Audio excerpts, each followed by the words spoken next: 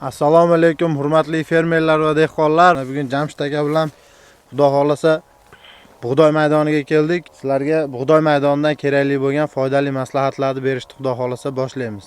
Assalomu alaykum hurmatli bizani kuzatuvchilar, hop dehqonlar, fermerlar. Bugun bug'doy ekin maydoniga kelganmiz. Hop bug'doy ekin maydonlarida o'sha xalq tilida aytganda piyavitsa deyiladi. O'sha piyavitsani qo'ng'izlari faol uchishni boshlagan ekan. Shu haqda ma'lumotlarni berib o'tamiz. Azbeb oldin yaqinroq olib kelib ko'rsatasiz, oldin tanishtiraylik hasharot bilan.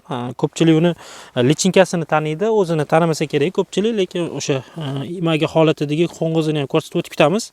Ya'ni urchish jarayonida yaxshilab kadrga yaxshilab ko'rsatasiz, chiroyliroq qilib. Urchish jarayonida hop mana shu zarar kunanda, bu qanday zarar kunanda? Buni ko'pchilik biladi. Endi yana qo'shimcha ma'lumot sifatida aytib o'tib ketamiz. Bu hop o'sha piyavitsa, shilimshiq qurt deydi yoki bo'lmasa shilliq qurt deyshadi. Bug'doy ekin maydonlarida bug'doy barglarini, g'alla barglarini kemirish bilan o'sha plyonka hosil qilib qo'yadi, o'zining simptomlari bor. Kemirib zarar yetkazadigan, jiddiy zarar yetkazadigan zarar kunandalardan bittasi. Bu mana hozirgi kunda hasharotlarning imaga holatidagi yetuk qo'ng'izlari o'sha tuproqdan chiqib, o'sha tuproqda qishlab qoladi asosan. Tuproqdan chiqib, sekin astalik bilan urchib, mana uncha simptomlari bor. Barglarni teshik qilib uzunasiga teshib qo'yib, oziqlangan joylari bor. Hozir ularni ham ko'rsatib ketamiz.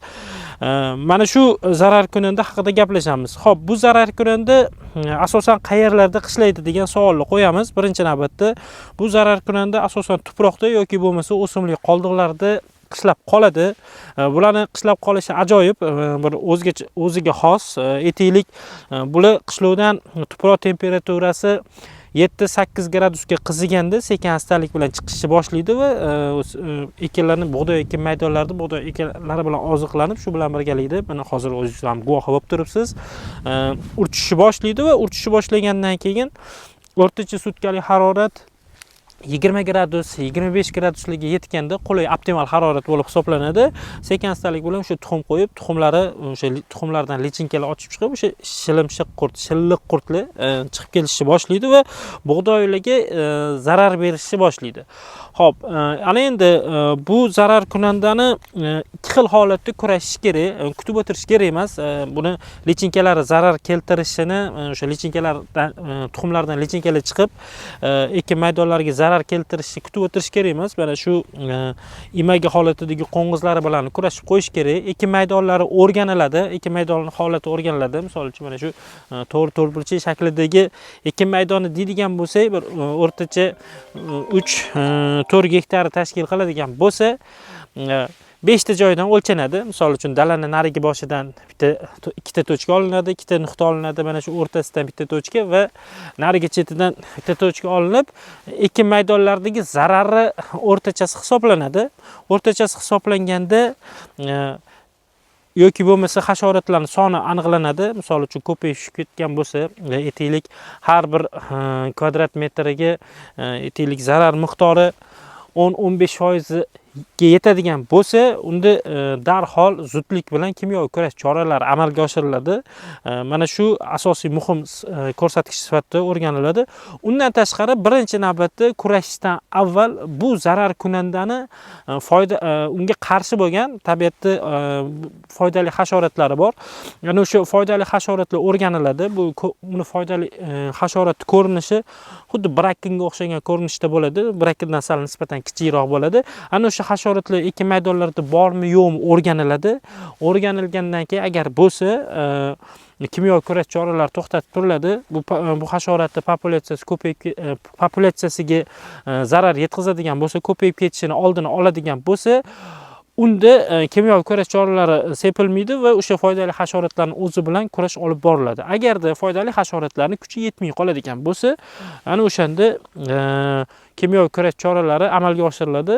Ana endi muhim ma'lumot sifatida aytib o'tib ketamiz. Xo'p, bu ekin maydonlariga faqatgina o'sha kimyoviy kurash choralarini qo'llashdan avval birinchi navbatda biologik kurash choralarini ham o'ylab chiqish kerak bo'ladi. Mikrobiologik kurash choralarini o'ylab chiqishga to'g'ri keladi. Xo'p, asosan bakteriya asosli, shu bilan birgalikda zamburug' asosli foydali mikroorganizmlar bor. Shu bular Bavariya batsiani, Bacillus BV va Bacillus BT, bu Bacillus thuringiensis asosli bo'ladi. Mana shu preparatlarni qo'llash ham yaxshi samara beradi. Bu oldindan profilaktik chora sifatida qo'llaniladi. Ana endi keyingi etapga o'tadigan bo'lsak, o'sha 3-etapga o'tadigan bo'lsak, bu etillik kimyoviy kurash choralari. Hop, kimyoviy kurash choralarini qanday amalga oshiriladi? Avvalo birinchi navbatda o'sha Karat Gold preparatini sepiladi yoki bo'lmasa Nurel preparati yoki bo'lmasa Gaucho preparati yoki bo'lmasa Talstar Gold preparati sepish tavsiya etiladi. Xo'p, ana endi mana shu 3-4 xil preparatlarni tavsiya etiladi.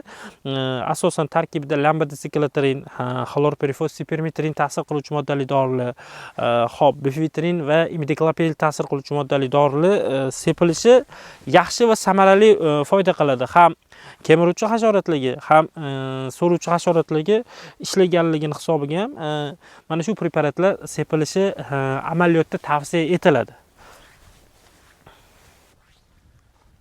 Jamshid aka, mana piyavitsani daladan turib kuzatdik.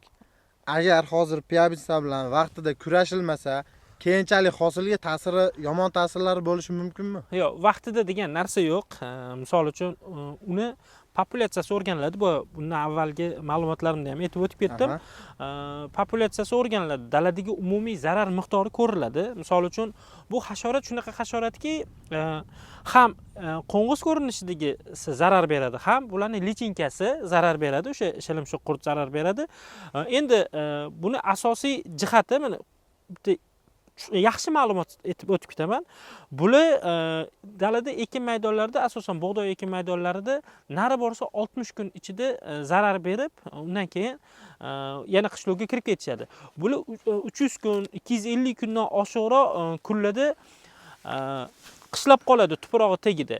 Mana shu asosiy muhim ko'rsatkich bo'lib hisoblanadi. Hozirgi kunda aytaylik, mana hozir yetuk zotdagi imaga ko'rinishidagi qo'ng'izlari bilan kurashmaydigan bo'lsak, bu urchiyotganini ko'ryapsiz. Urchiyotganda nihoyatda tuxum soni ko'payib ketadi. Lichinkalarning soni ko'payib ketadi. Lichinkasi ko'payib ketganini hisobiga ekin maydonlariga jiddiy zarar yetkazadi. Undan tashqari yana bitta muhim, aniq, kerakli ma'lumot sifatida aytib o'tib ketaman. Deyarli tuxumlarini o'ldiradigan yoki bo'lmasa tuxumlariga ta'sir etadigan kimyoviy kurash vositalari yo'q. Ularning lichinkalariga ta'sir qiladigan kimyoviy kurash chorasi bordir yoki bo'lmasa aytaylik emaga holatidagi qo'ng'izlarga qarshi kurashish imkoniyati bo'lishi. Kurash uchun kimyoviy vositalar mavjud, lekin tuxum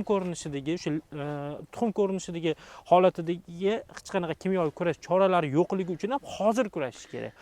Fermerlarimizga shuni tavsiya qilasizki, ular hozir tuxum qo'yib ko'payishga ulgurtirmak, yo'q qilish kerak iloji bo'lsa. Buni aytaylik, hozir mana imaga holatidagi kurashilsa, tuxum sonidan yutiladi. Tuxumni aytaylik kamroq tuxum qo'yadi, kamroq urchiydi va keyingi etapdagi lichinka ko'rinishidagi zarar ko'randalari bu ekin maydonlariga unaqa katta xavf solmaydi. Xavf solsa ham bitta yengil kimyoviy kurash choralari amalga oshirib qo'yiladi. Ular juda ham faol aka, mana shu yerda o'zida ham anchagina ko'rinib turibdi, mana bu yerda ham. Uni zararlarini ham ko'rsatib qo'yasiz.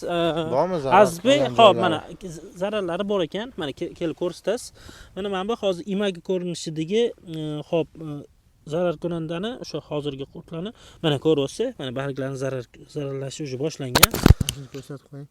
Xo'p, mana teshib qo'ygan. Bu o'z-o'zidan tabiiyki fotosintez jarayoniga salbiy ta'sir qiladi. Bug'doy yaxshi o'sib rivojlanishiga to'sqinlik qiladi.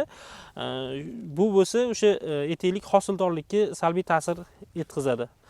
Hop, bizani kuzatishda davom etinglar. Bergan ma'lumotlarimiz foydali bo'lsa, yaqin fermer, bug'doy bilan shug'ullanadigan, bug'doy yetishtiradigan, g'alla yetishtiradigan fermer, dehqon tanishlarga jo'natib qo'yinglar. Ular ham shu ma'lumotlardan bahramand bo'lishsin va o'z vaqtida ko'rishsin.